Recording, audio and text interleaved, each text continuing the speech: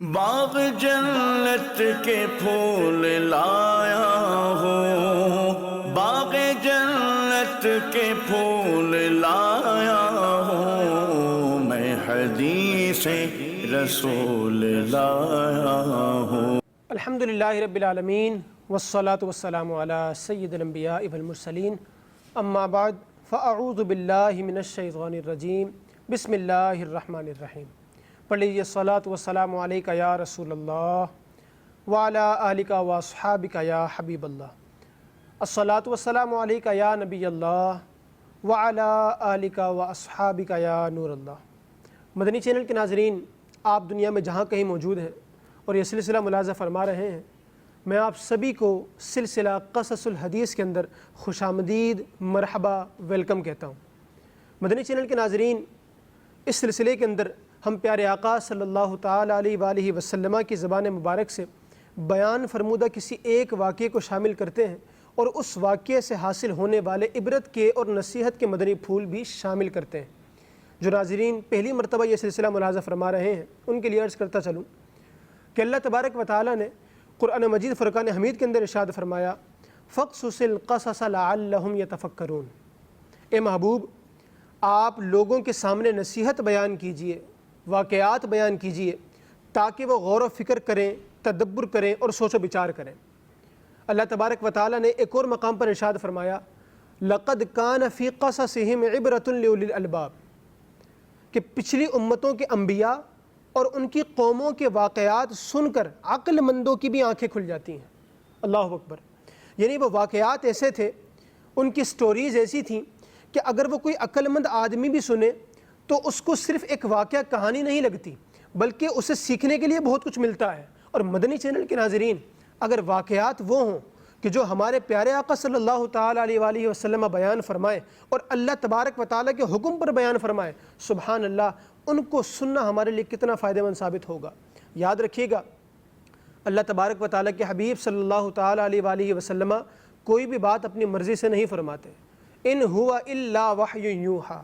وہ زبان جس کی ہر بات وحی خدا۔ آقا کریم علیہ الصلوۃ والسلام کی تو یہ شان ہے، تو آپ جو واقعہ بیان کرتے ہیں یقیناً وہ ہمارے لیے عبرت بھرا ہوتا ہے، وہ ہمارے لیے دلچسپ بھی ہوتا ہے، اور اس سے سیکھنے کے لیے ہمیں بہت کچھ باتیں بھی ملتی ہیں۔ انشاءاللہ آج بھی آپ سلسلے کے اندر ایک واقعہ سننے کی سعادت حاصل کریں گے۔ قبل اس کے ایک درود پاک کی فضیلت سلسلے میں شامل کرتے ہیں۔ میرے پیارے آقا صلی اللہ تعالیٰ علیہ وآلہ وسلم نے ارشاد فرمایا،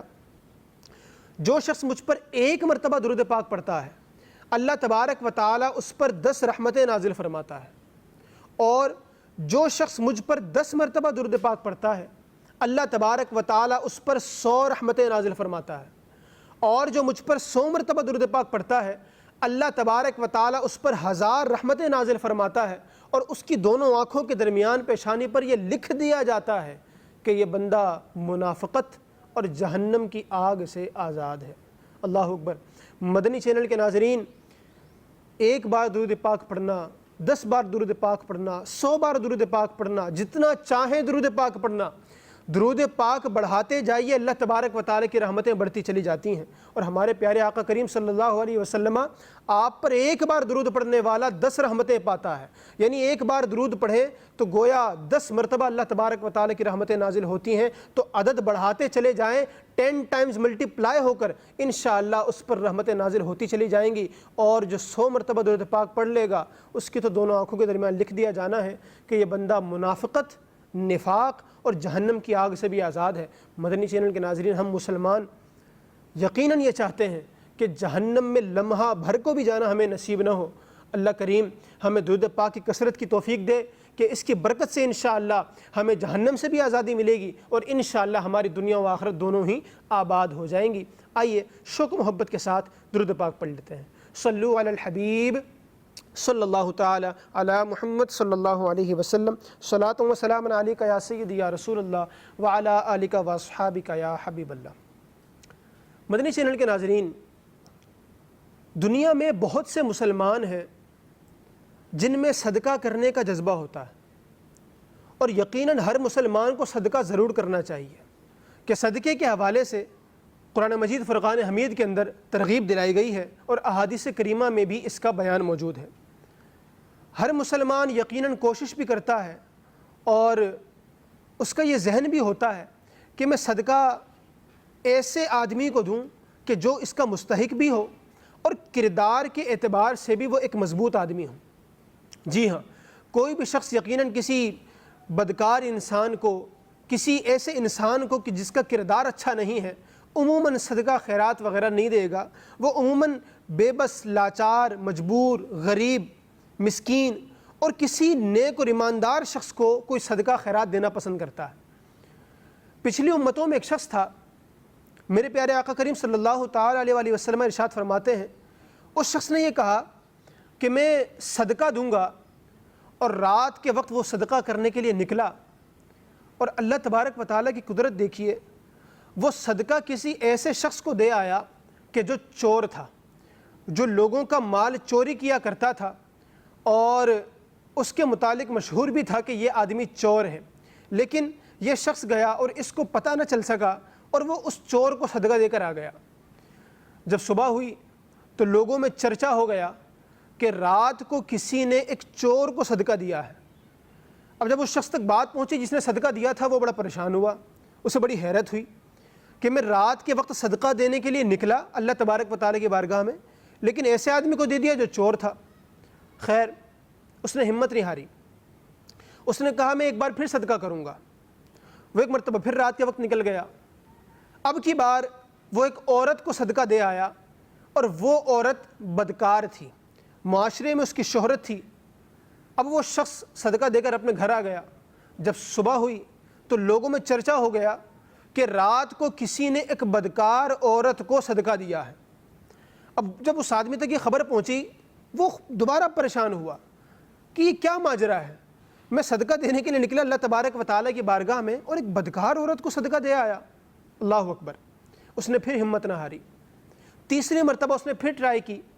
اور اب کی بار وہ رات کو نکلا،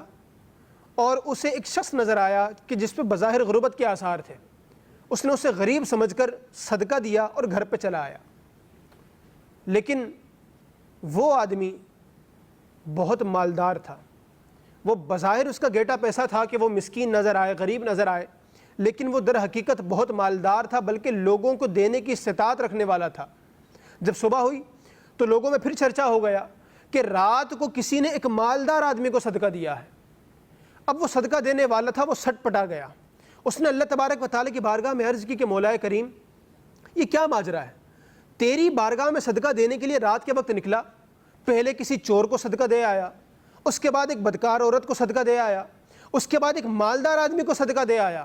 حالانکہ یہ تینوں وہ لوگ ہیں کہ جن کو معاشرے میں کوئی صدقہ نہیں دیتا، ان پر خیرات نہیں کرتا، اور مجھ سے تینوں مرتبہ ہی معاملہ سرزد ہوا۔ اس شخص کا دل تھوڑا چھوٹا ہو گیا، بڑا پریشان بھی ہوا۔ اب خدا کا کرنا یہ ہوا کہ جب وہ رات کو سویا تو اس کے خواب میں ایک فرشتہ آیا، اور فرشتے نے آ کر کہا کہ تمہیں غم کرنے کی ضرورت نہیں کہ تمہارا صدقہ کسی چور کے ہاتھ میں چلا گیا، کسی بدکار عورت کے ہاتھ میں چلا گیا، کسی مالدار آدمی کو چلا گیا، بلکہ تم یہ سوچو کہ اللہ تبارک و تعالیٰ تمہارے صدقہ کرنے کی برکت سے ہو سکتا ہے کہ وہ چور جس کو تم نے صدقہ دیا وہ چوری سے توبہ کر لے، وہ بدکار عورت کہ جس کو تم نے ایک مسکین عورت سمجھ کر صدقہ دے دیا تھا، ہو سکتا ہے وہ بدکار عورت بدکاری سے توبہ کر لے، اور وہ شخص جو مالدار تھا جسے پیسے کی حاجت ہی نہیں تھی، اس کو تم نے صدقہ دے دیا، تو ہو سکتا ہے کہ اب وہ مالدار بھی اپنے حقوق پہچانے اور اپنے مال کا حق ادا کیا کرے اور زکوٰۃ دینا شروع کر دے اور لوگوں میں مال بانٹنا شروع کر دے۔ اللہ اکبر۔ مدنی چینل کے ناظرین، پیارے آقا کریم صلی اللہ تعالیٰ علیہ وآلہ وسلم کی زبان مبارک سے بیان فرمودہ یہ واقعہ یقیناً ایک انوکھا بھی واقعہ ہے، اور اس میں سیکھنے کے لیے بھی بہت کچھ ہے۔ پہلی بات تو یہ کہ جس شخص نے صدقہ دینے کا ارادہ کیا، اس نے لوگوں میں ڈھنڈورا نہیں پیٹا، اس نے لوگوں کے سامنے جا جا کر بتایا نہیں، اپنے نام کے اس نے اعلانات نہیں کروائے، بلکہ جب اسے صدقہ دینے کا ذہن بنا، وہ رات کے وقت نکلا، اور رات کے وقت اس نے ایسے لوگوں کو تلاش کیا جن کو صدقہ دیا جا سکتا تھا۔ پتہ یہ چلا کہ ہمیں اپنی نیکیاں چھپانے کی کوشش کرنی چاہیے۔ جی ہاں، بعض لوگ اپنی نیکیاں بڑا چڑھا کر بیان کرنے کی کوشش کرتے ہیں، اور ان کا یہ ذہن ہوتا ہے کہ ہماری نیکی دوسروں کو پتہ چلنی چاہیے۔ وہ لوگ نیکی بعد میں کرتے ہیں، پہلے اس کی تصویریں کھینچیں گے، پہلے اس کی موویاں بنائیں گے اور لوگوں کے درمیان چرچا کرنا شروع کر دیں گے۔ یاد رکھیے گا کہ صدقہ ہو یا کوئی بھی عمل ہو، یہ اللہ تبارک و تعالیٰ کے لیے کرنا ہوتا ہے، اور جب اللہ تبارک و تعالیٰ کے لیے ہمیں عمل کرنا ہے تو کوئی دیکھے یا نہ دیکھے ہمیں اس سے کوئی غرض نہیں ہونی چاہیے۔ یاد رکھیے گا بسا اوقات ہمیں نیک اعمال کی توفیق مل تو جاتی ہے، لیکن ان نیک اعمال کو کرنے کے بعد ہمیں وہ اپنی نیکیاں، وہ ثواب بچانے کی بھی کوشش کرنی ہوتی ہے کہ انسان کو اللہ تبارک و تعالیٰ نے توفیق تو دے دی صدقہ کرنے کی، لیکن صدقہ کر کے وہ ریاکاری میں پڑ گیا، لوگوں کو بتا کر سمجھ تو یہ رہا ہے میں نے صدقہ کیا ہے، لیکن صدقہ کرنا ایک ثواب کا کام تھا، اس پر فرض یا واجب نہیں تھا، لیکن وہ شخص ریاکاری کر کے ایک حرام کام کے چکر میں پڑ گیا۔ مدنی چینل کے ناظرین، ریاکاری ایک ایسی چیز ہے کہ لوگوں کو دکھانے کے لیے عمل کرنا، یہ ہمارے اعمال کے اندر ایسے بالکل آ جاتی ہے کہ جس طرح چیونٹی کی چال ہوتی ہے کہ چیونٹی کی چال کا پتہ نہیں چلتا لیکن وہ چل رہی ہوتی ہے، تو ریاکاری بھی اعمال کے اندر ایسے ہی داخل ہو جاتی ہے کہ ہمیں بسا اوقات اس کا علم نہیں ہو پاتا۔ تو یاد رکھیے گا کہ صدقہ جتنا چھپا کر دیں گے اتنا ریاکاری کی کاٹ ہو سکے گی، کہ جب لوگوں کو دیکھنے سننے کا موقع ہی نہیں ملے گا تو ہم دکھاوا پھر کہاں کریں گے۔ تو ہمیں صدقہ چھپا کر دینا ہے اور صرف اللہ تبارک و تعالیٰ کی رضا کے لیے دینا ہے۔ اور یہ بھی یاد رکھیں کہ اس شخص نے کسی کو جب صدقہ دے دیا، مثال ہے اس نے چور کو صدقہ دے دیا، اس کو پتہ نہیں چلا، اس نے بدکار عورت کو صدقہ دے دیا، اس کو پتہ نہیں چلا، اسی طرح اس نے مالدار شخص کو جا کر صدقہ دے دیا، اس کو پتہ نہیں چلا، تو بعد میں جا کر جب اس کو پتہ چلا کہ میں جن کو دینا چاہتا تھا یہ میری مطلوبہ شخصیات نہیں تھیں، اس کے باوجود اس نے جا کر ان سے رقم واپس نہیں مانگی۔ علماء بھی فرماتے ہیں کہ اگر کسی ایسے شخص کو آپ صدقہ دے بیٹھے ہیں کہ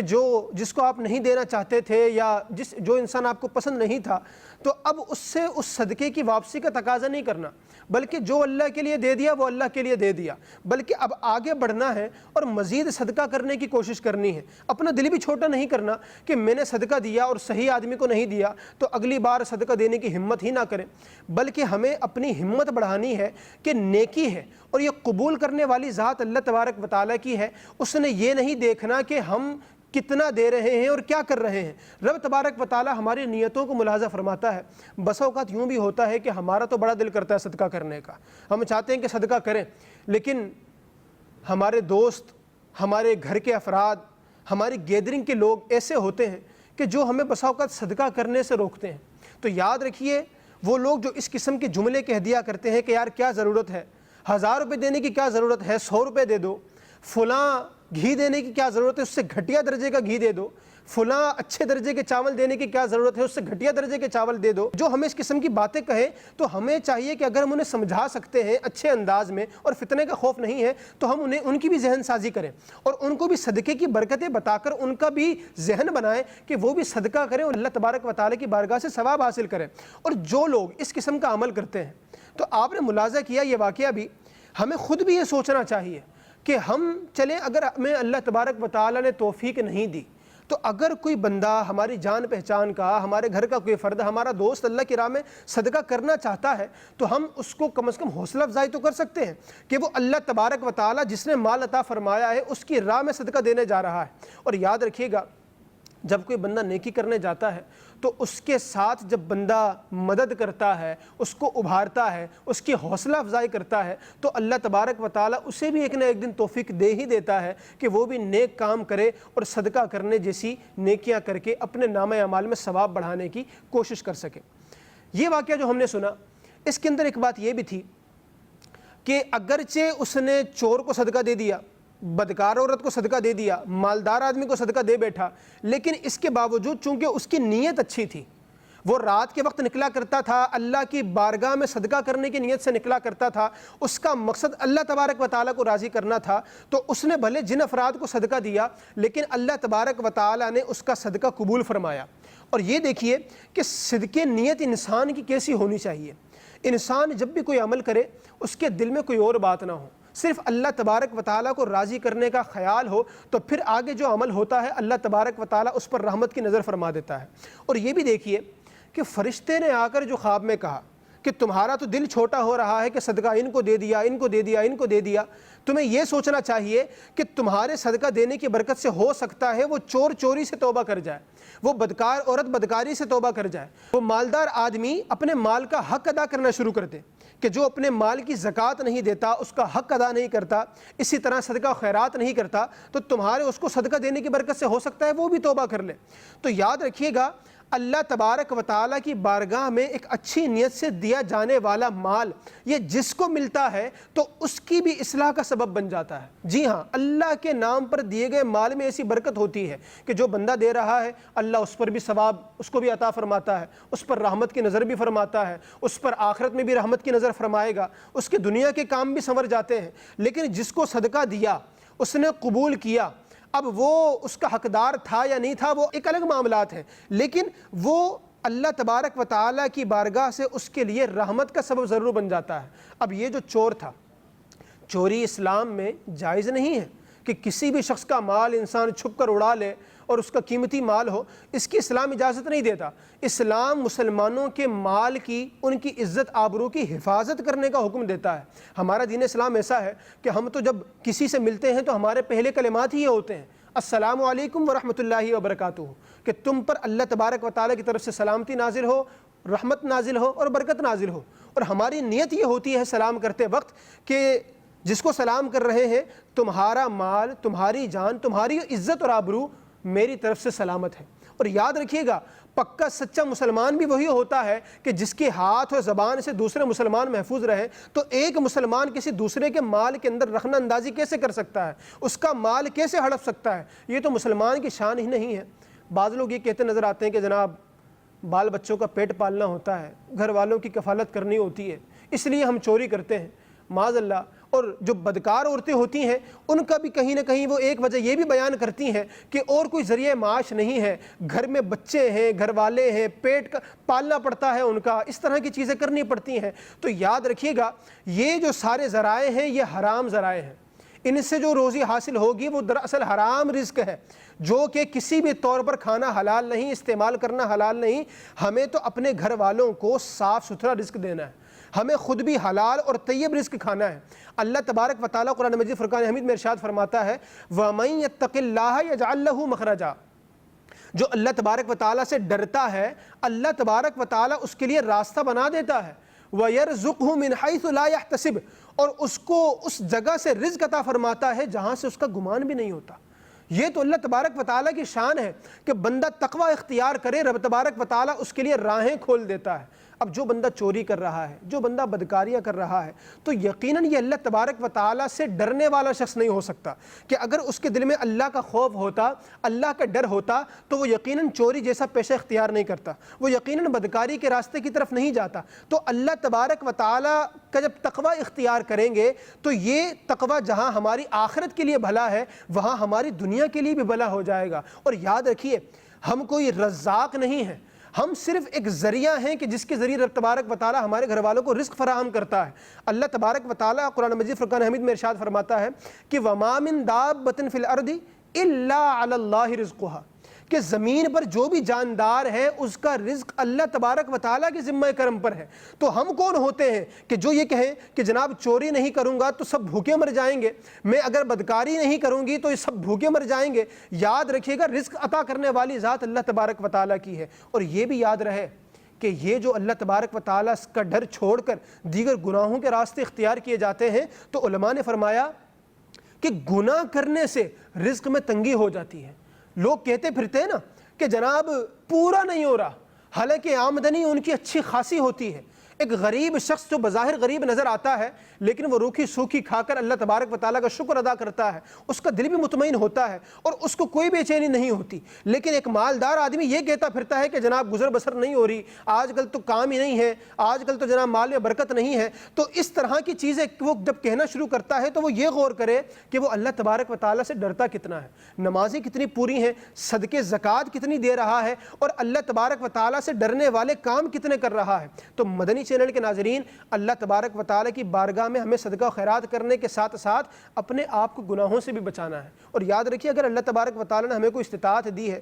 بعض مالدار ہوتے ہیں لیکن مال کے باوجود بڑے حریص ہوتے ہیں، اور مال آ جائے اور وہ مال پر گویا کہتے ہیں نا کہ ایک سانپ بن کر بیٹھ جانا اور کسی کو بھی خزانے سے حصہ نہ لینے دینا، تو ایسے لوگوں کے متعلق اللہ تبارک و تعالیٰ نے قرآن مجید فرقان حمید میں ارشاد فرمایا کہ وَلَا يَحْسَبَنَّ الَّذِينَ يَبْخَلُونَ بِمَا آتَاهُمُ اللَّهُ مِنْ فَضْلِهِ هُوَ خَيْرًا لَهُمْ بَلْ هُوَ شَرٌّ لَهُمْ۔ اللہ تبارک و تعالیٰ فرماتا ہے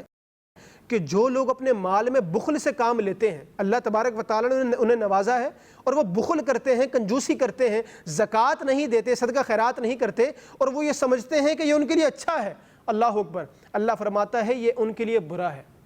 اور قیامت کے دن کیا ہوگا؟ یہی وہ مال کہ جس پر وہ اترایا کرتے تھے، اسے چھپا چھپا کر رکھتے تھے، یہی مال ان کے گلے میں طوق بن کر قیامت کے دن آ جائے گا۔ اللہ اکبر۔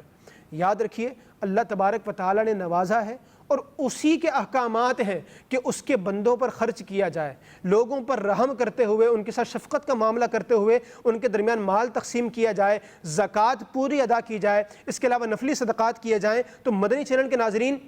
جب انسان یہ ذرائع اختیار کرتا ہے اللہ تبارک و تعالیٰ خوش ہوتا ہے، اور یقین مانیے یہ گویا کہ اس کا مال مزید پاک ہو جاتا ہے اور اللہ تبارک و تعالیٰ اس کے مال میں برکتیں بھی عطا فرماتا ہے۔ تو ہمیں کیا کرنا ہے؟ ہمیں اپنے مال کی پوری زکوٰۃ ادا کرنی ہے۔ اللہ تبارک و تعالیٰ نے ہمیں توفیق دی ہے تو ہم نے نفلی صدقات کرنے ہیں، غریبوں کے گھروں میں راشن ڈلوا دیں، کسی غریب کا ماہانہ کچھ پیسے باندھ دیں، ہم بہت ساری چیزیں اگر چاہیں تو کر سکتے ہیں۔ اور یقین مانیے اللہ تبارک و تعالیٰ سے دعا کریں، اللہ تبارک و تعالیٰ توفیق بھی عطا فرمائے گا۔ اور میں آپ کو مشورہ دوں گا کہ آپ دعوت اسلامی کے اشاعتی ادارے مکتبۃ المدینہ کی کتب پڑھنے کا اپنا ذہن بنائیں۔ دعوت اسلامی کی بہت پیاری کتاب باطنی بیماریوں کی معلومات، اسی طرح نجات دلانے والے اعمال کی معلومات، اسی طرح امیر اہل سنت دامت برکاتہم العالیہ کی فیضان سنت کہ جس کے الحمدللہ مختلف ابواب ہیں، نیکی کی دعوت ہے، کفر کلمات کے بارے میں سوال جواب کتاب ہے، غیبت کی تباہ کاریاں ہیں، فیضان نماز ہے۔ یہ کتابیں جب آپ پڑھیں گے تو انشاءاللہ جن ٹاپکس پر یہ لکھی گئی ہیں وہ تو آپ کو علم میں آئیں گے انشاءاللہ، لیکن ساتھ ضمناً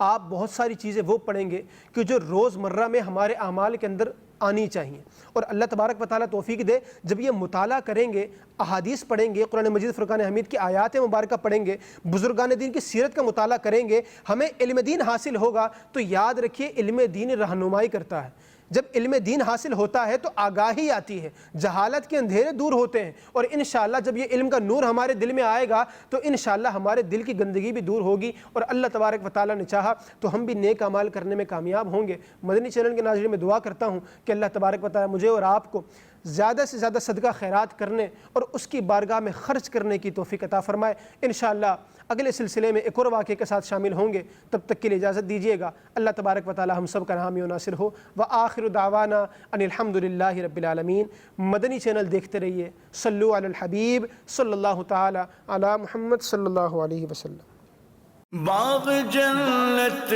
کے پھول لایا ہوں، باغ جنت کے پھول لایا ہوں، میں حدیث رسول لایا ہوں۔